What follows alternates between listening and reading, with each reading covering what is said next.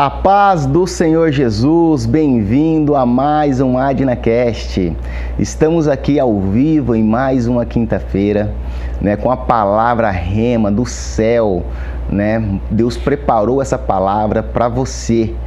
E hoje nós estamos aqui com muita alegria para trazer uma palavra do Senhor, uma palavra do céu que vai entrar no teu coração e vai te libertar de muitas coisas que você tem sofrido no dia a dia para atingir o teu foco. E o título do programa de hoje é Mantenha o foco na sua bênção. Nós que somos filhos de Deus, nós que aceitamos o Senhor Jesus, temos muitas bênçãos que Deus prometeu para nós em Tua Palavra.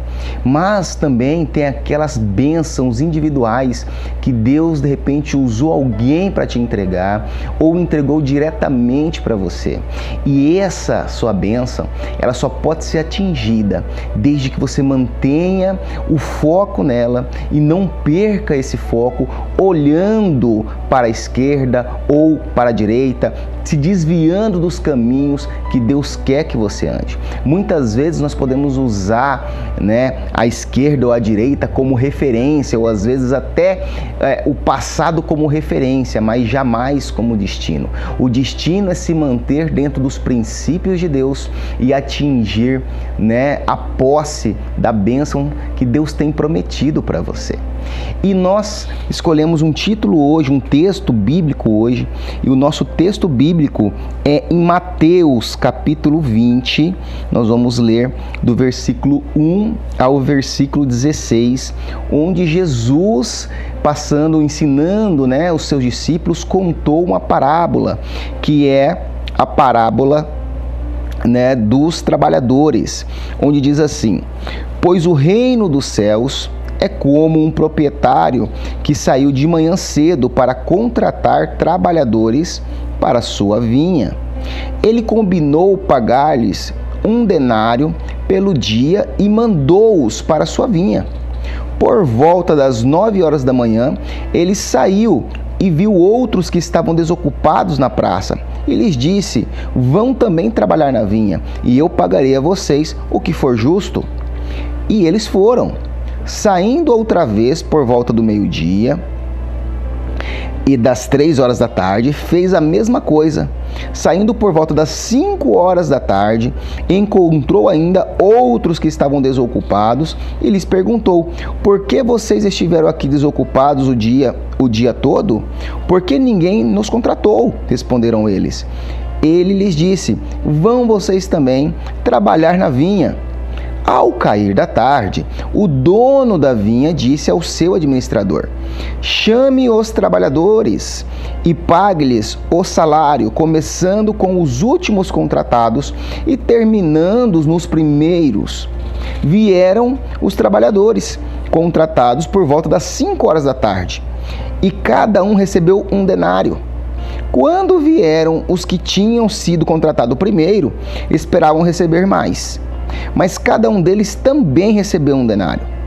Quando o receberam, começaram a se queixar do proprietário da vinha, dizendo-lhe: estes homens contratados por último trabalharam apenas 1 hora, e o Senhor os igualou a nós, que suportamos o peso do trabalho e o calor do dia. Mas ele respondeu a um deles: amigo, não estou sendo injusto com você. Você não concordou em trabalhar por 1 denário? Receba o que é seu e vá. Eu quero dar ao que foi contratado por último o mesmo que dei a você. Não tenho direito de fazer o que eu quero com o meu dinheiro? Ou você está com inveja porque sou generoso? Assim, os últimos serão os primeiros, e os primeiros serão os últimos. Amém. Essa palavra, ela nos revela, porque muitas vezes nós perdemos o foco das nossas bênçãos. Qual era a bênção daqueles trabalhadores? Era receber o seu salário no final do dia, um salário acordado, Eles foram abençoados quando o Senhor da vinha os escolheu para trabalhar. Então, quando veio o trabalho, né, onde eles podiam prover nas suas casas, eles foram abençoados. E no final do dia, eles receberam exatamente o que foi acordado. Mas, de repente, eles olharam para a vida do teu irmão, para a vida do teu vizinho. E, de repente, ele achou em seu coração que o seu irmão estava tendo mais vantagem que ele. Porém, ele tem que entender que a vantagem nossa é receber a bênção que nos foi prometida. Então, toda vez que você tirar o foco da sua bênção e focar na bênção do teu irmão, você vai entristecer o coração.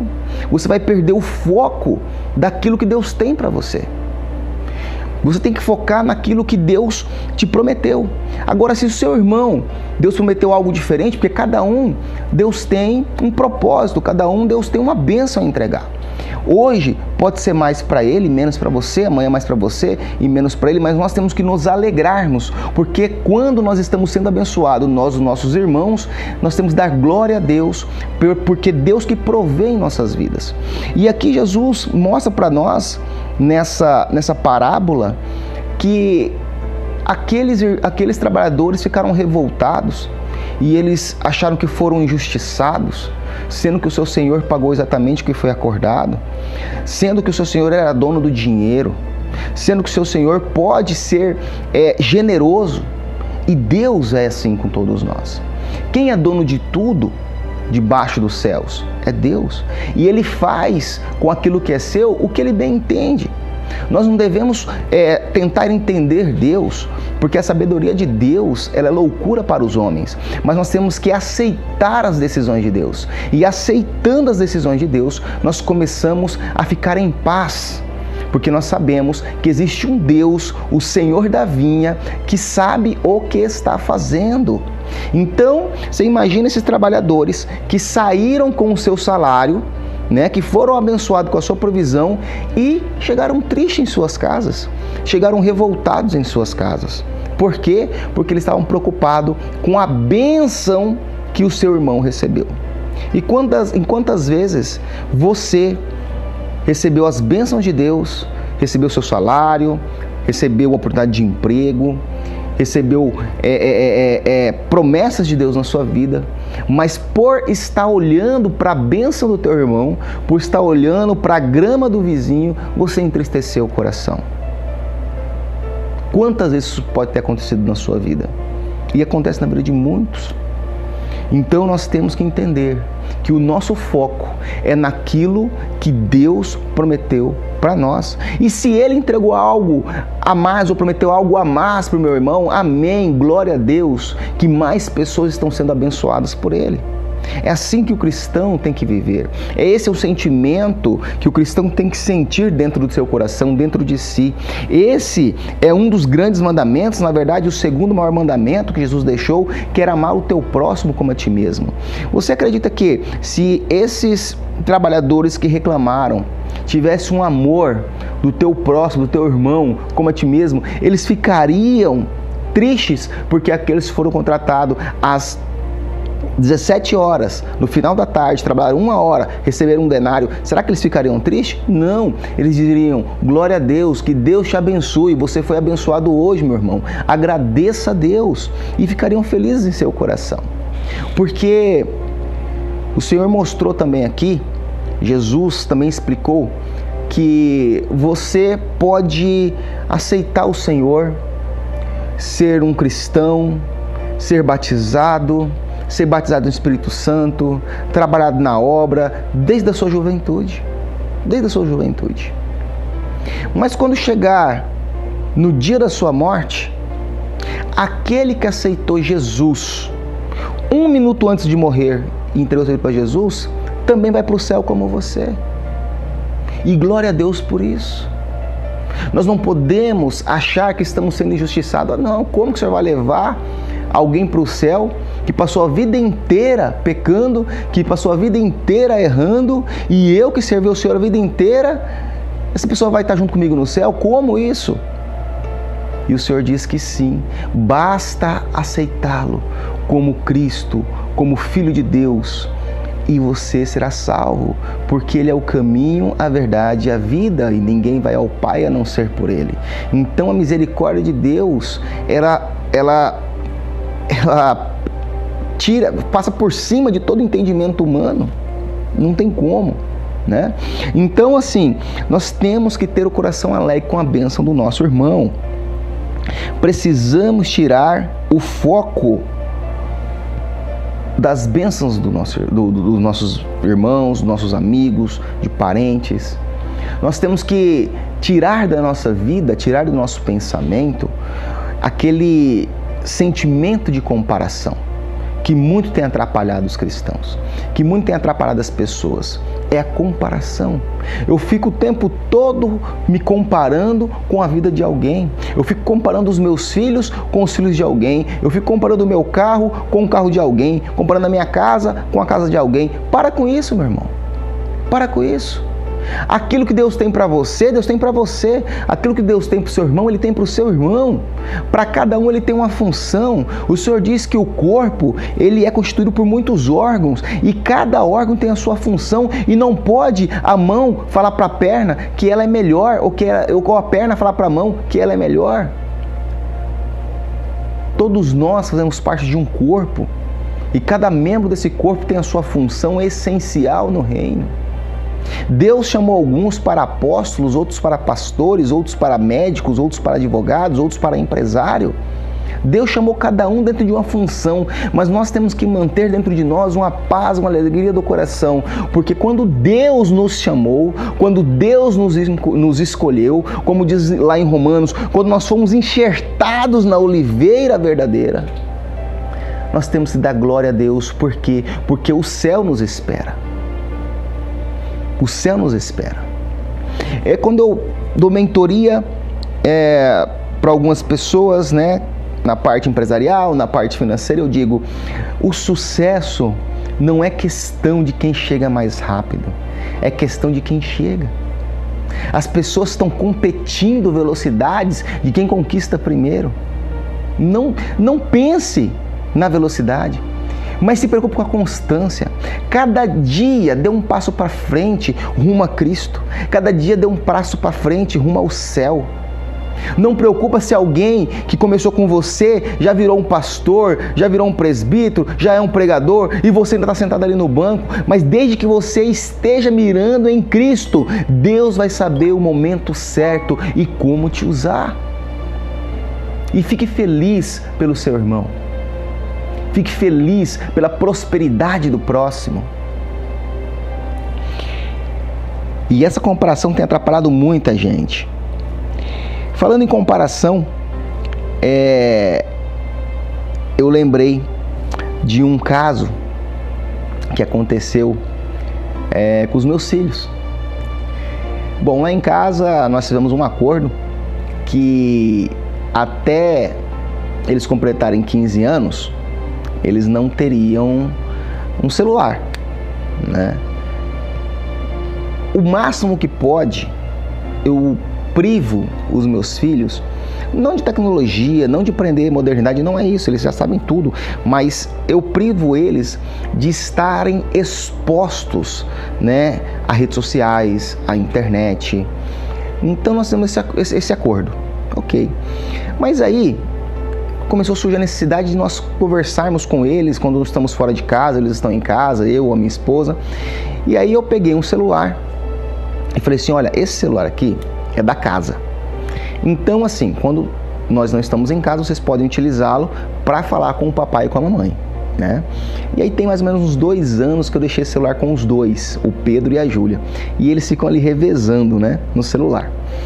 E aí esses dias nós fomos visitar uma chácara de um amigo nosso, e lá a mãe deles pegou eles discutindo e brigando por causa do celular.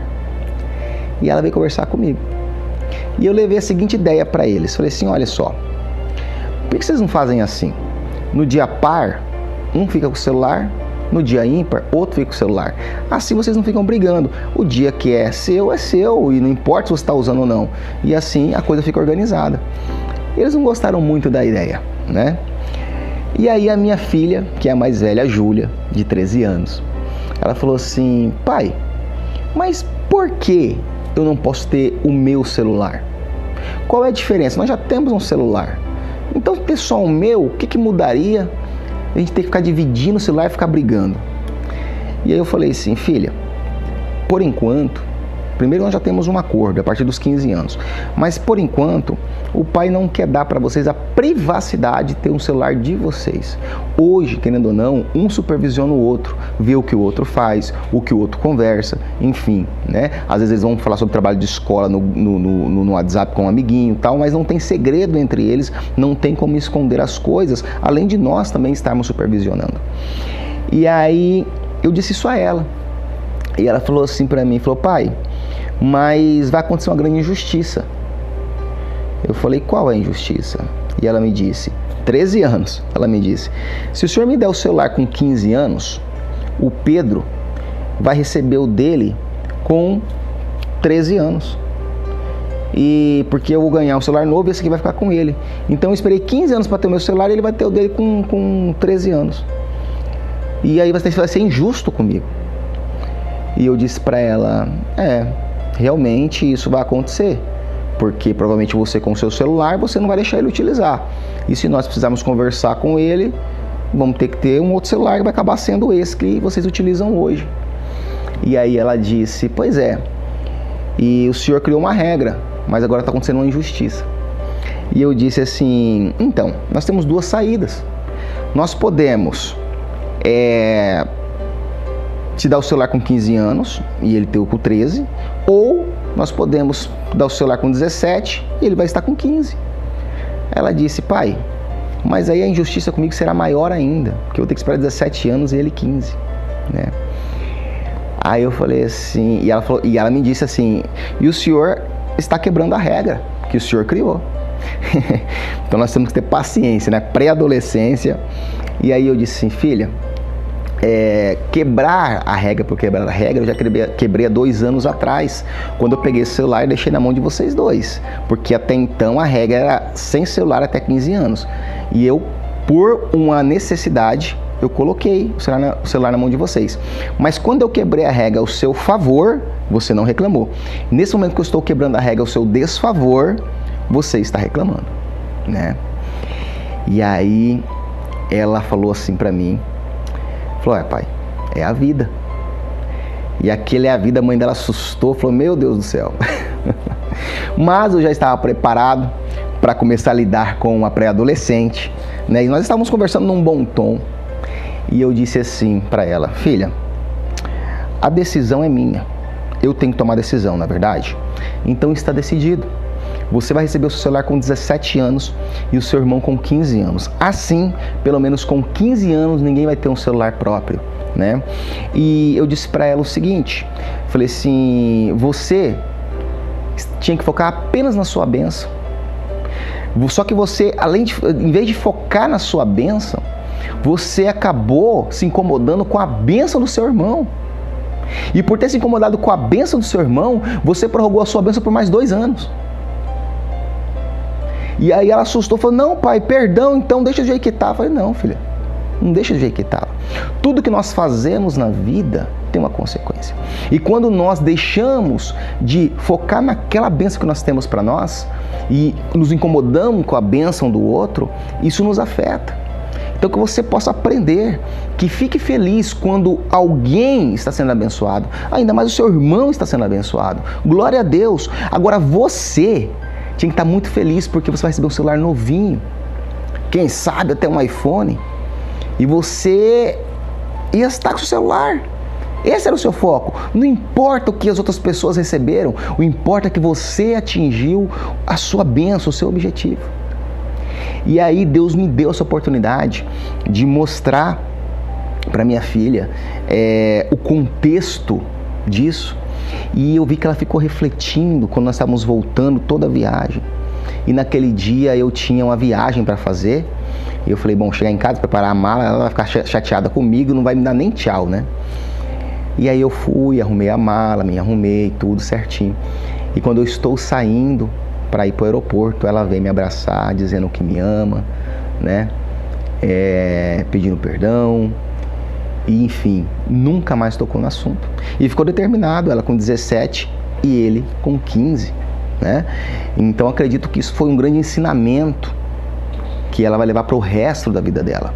Então eu lembrei, quando Deus me entregou essa palavra, eu lembrei desse caso dizendo, e um caso verídico, né? São crianças, mas as crianças de hoje são os adultos de amanhã e nós temos que cuidar deles, né?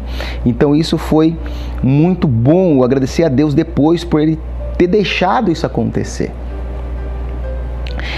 Na vida, muitas pessoas ficam reclamando que a vida é injusta. Você já reclamou de injustiça? Essa vida é injusta. Não é justo o que acontece comigo. Não é justo que eu ganho só isso. Não é justo que eu tenha esse carro. Não é justo que eu tenha essa casa. Pois é. O Senhor diz em sua palavra que não tem uma folha que caia de uma árvore que não seja pela permissão e pela vontade dele. E quando você diz que a vida é injusta, você está dizendo que Deus é injusto. Já parou a pensar nisso? E Deus jamais comete injustiça. Na verdade, a injustiça que podem cometer contra você é apenas o homem. O homem pode sim te chatear, o homem pode te decepcionar, o homem pode ser injusto com você, mas jamais a vida, jamais Deus, porque tudo que nós plantamos, nós colhemos.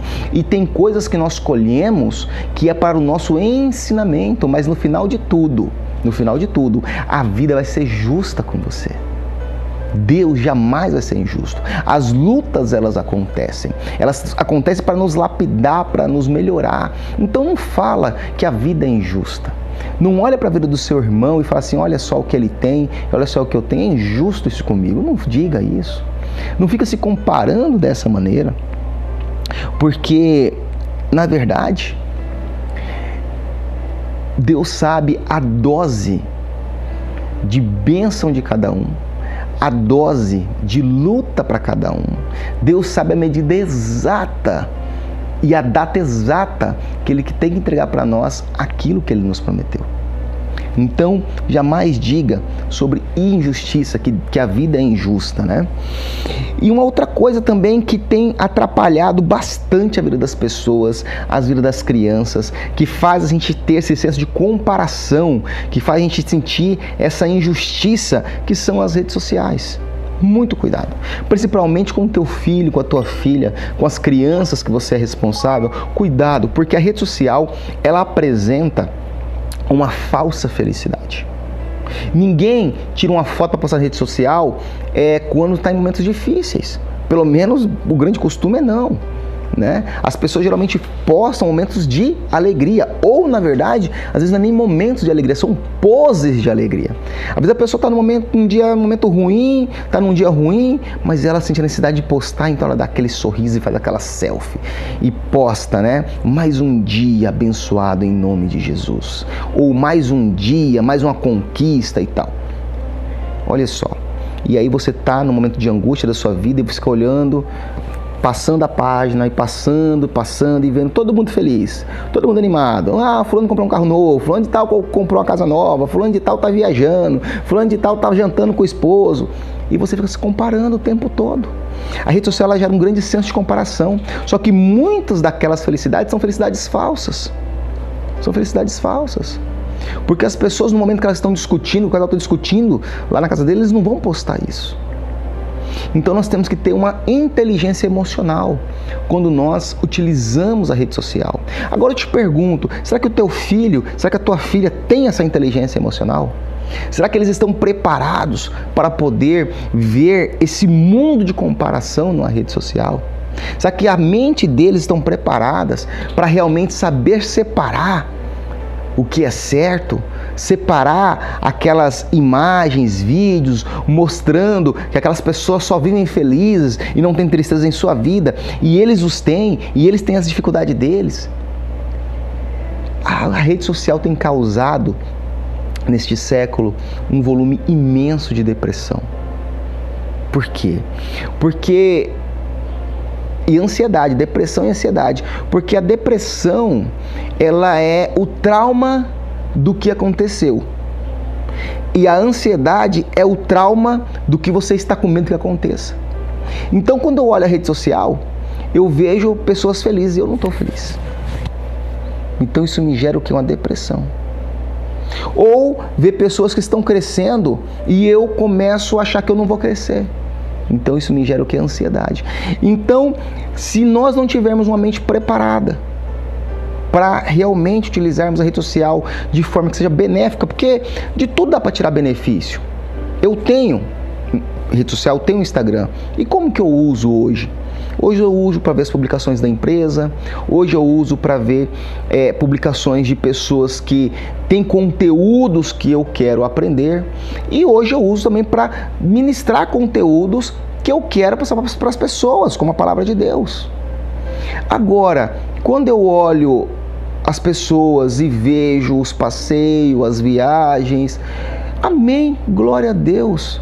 Mas eu não entro nesse senso de comparação, porque eu sei que todos nós temos os nossos momentos difíceis, todos nós temos a nossa luta. Você pode pegar de Elon Musk a um mendigo que está lá na praça da sua cidade.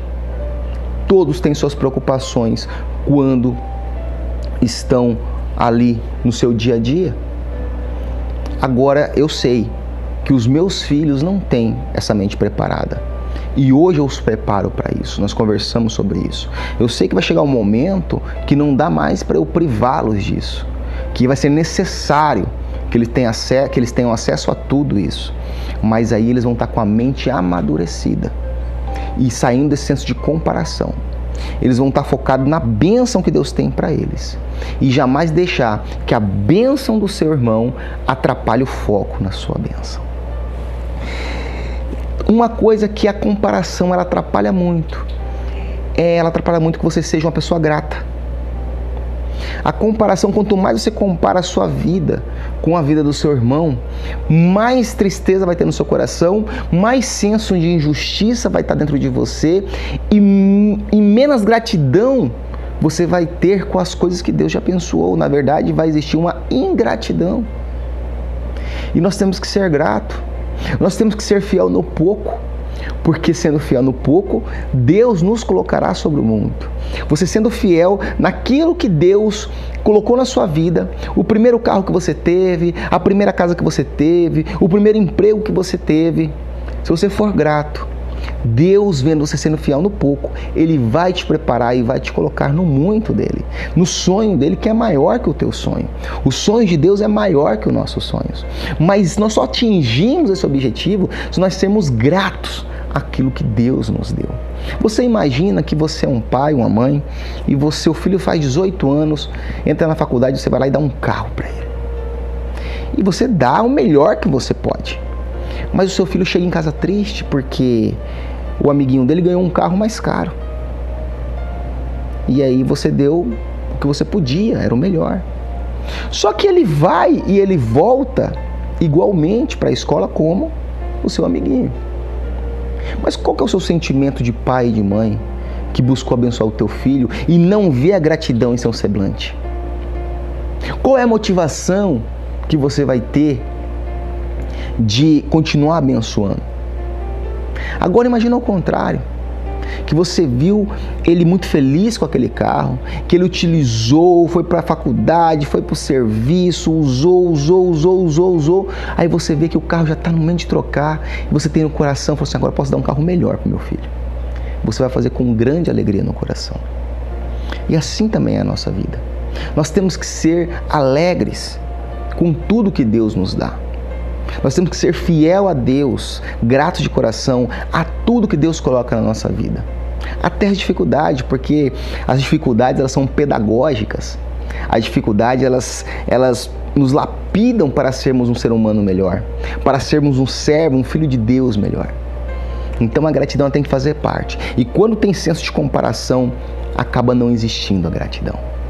Então fica mais esse ensinamento hoje, para que você seja uma pessoa grata e para que você foque na sua bênção e que a sua bênção seja o único foco, e quando seus irmãos estarem sendo abençoados igual ou mais que você, alegra o seu coração, porque Deus é um Deus misericordioso e tudo é dele, e ele faz com tudo que é dele o que ele bem entende, e ele tem todo o direito disso. Então esse é o AdnaCast de hoje. Ficamos por aqui. Na semana que vem estamos aqui novamente ao vivo às 17 horas. Se essa palavra tocou o seu coração, se essa palavra alimentou o teu espírito, trouxe paz, compartilhe. Compartilhe esse vídeo com pessoas que precisam ouvir essa palavra. Não guarde só para você. Vamos pregar o Evangelho, levar o Evangelho ao máximo de pessoas. E a internet, né? No caso o YouTube, que pode ser muito bem utilizado para o reino de Deus nisso e tem contribuído, a rede social, elas têm contribuído demais para que a palavra dissemine, porque em tudo dá para a gente tirar proveito. Mas nós temos que ter só uma mente preparada para excluir aquilo que não deve fazer parte da nossa vida. Então, siga o canal, clica no sininho, compartilhe, nos ajude a levar essa mensagem para o máximo de pessoas. E na próxima sexta-feira, às 19 horas, estaremos aqui em mais um AdnaCast. Se Jesus não voltar, nós estaremos aqui de volta. Que Deus abençoe, a paz do Senhor e até o próximo AdnaCast.